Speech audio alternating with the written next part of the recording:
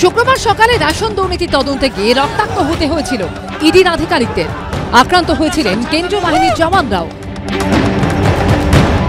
কয়েক ঘন্টার ব্যবধানে শুক্রবার রাতে যেন সেই ঘটনারই অ্যাকশন রিপ্লে দেখা গেল বনগাঁর শিমুলতলায়। সেখানেও আক্রান্ত হতে হলো ইডিকে।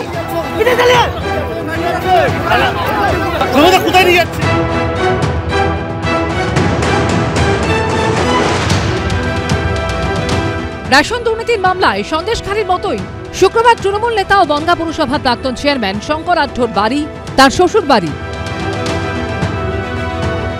গাইঘাটায় ভাই মলয় আঢ্যর আইসক্রিম কারখানা, কলকাতার মার্কুই স্ট্রিটে শঙ্কর আঢ্যর বিদেশি মুদ্রা লেনদেনের অফিস সহ একাধিক জায়গায় অভিযান চালায় ইডি।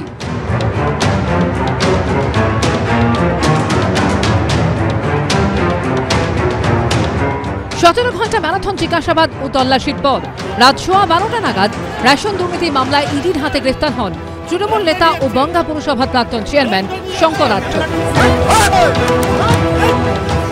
আর তারপরেই তার বাড়ির সামনে জড়ো হতে শুরু করে অনুগামীরা।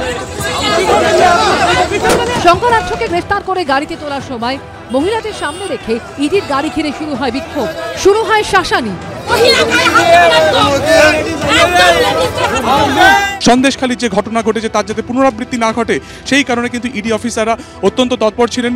গাড়ি একেবারে শঙ্কর আঢ্যর বাড়ির সামনে দাঁড় করানো হয়, এই গাড়িতে তাকে বসানো হয় এবং তারপরই দেখা যায় যে এলাকার মহিলারা গাড়ির সামনে বসে পড়ার চেষ্টা করেন, গাড়িকে আটকানোর চেষ্টা করেন। সন্দেশখালীর ঘটনার পর তৎপর ছিল কেন্দ্রীয় বাহিনী। বনগাঁয় তৃণমূল নেতার অনুগামীদের দিকে লাঠি নিয়ে তেড়ে যান সিআরপিএফ জওয়ানরা। তারই মধ্যে কোনো ক্রমে ধৃত তৃণমূল নেতাকে গাড়িতে তুলে এলাকা ছাড়েন দুই ইডি আধিকারিক। এরপর শঙ্কর আঢ্যর অনুগামীদের রোষ আছড়ে পড়ে ইডির আরেকটি গাড়িতে, ভেঙে দেওয়া হয় গাড়ির কাঁচ। সন্দেশখালীর মতন বনগাঁতেও কিন্তু কেন্দ্রীয় বাহিনীর যে গাড়ি রয়েছে তার উপর হামলা চালানো হয়েছে। দেখা যাচ্ছে ইডি এবং কেন্দ্রীয় বাহিনীর যে গাড়ি ইট বেড়ে পিছনের উইন্ডশিল্ড ভেঙে দেওয়া হয়েছে। রাত 2:30 নাগাদ শঙ্কর আঢ্যকে নিয়ে সল্টলেকের সিজিও কমপ্লেক্সে পৌঁছন ইডির আধিকারিকরা। রাত তখন 2:30 সিজিও দপ্তরে ইডির গাড়ি থেকে নামলেন বনগাঁ পুরসভার প্রাক্তন চেয়ারম্যান শঙ্কর আঢ্য। তৃণমূল কংগ্রেস এই কিছু হারমাত বাহিনী দিয়ে, রোহিঙ্গা দিয়ে, যেখানে যেরকম আছে আর কি, দিয়ে সেন্ট্রাল যে তদন্তকারী সংস্থাগুলো আছে তাদেরকে কাজ করতে দেবে না, তারা একটা পলিসি তৈরি করেছে। তো সেন্ট্রাল এজেন্সিকেও কোর্টের কাছে গিয়ে বলা উচিত এবং এদেরকে গ্রেপ্তার করে আমাদের রাজ্যের বাইরে নিয়ে যাওয়া উচিত।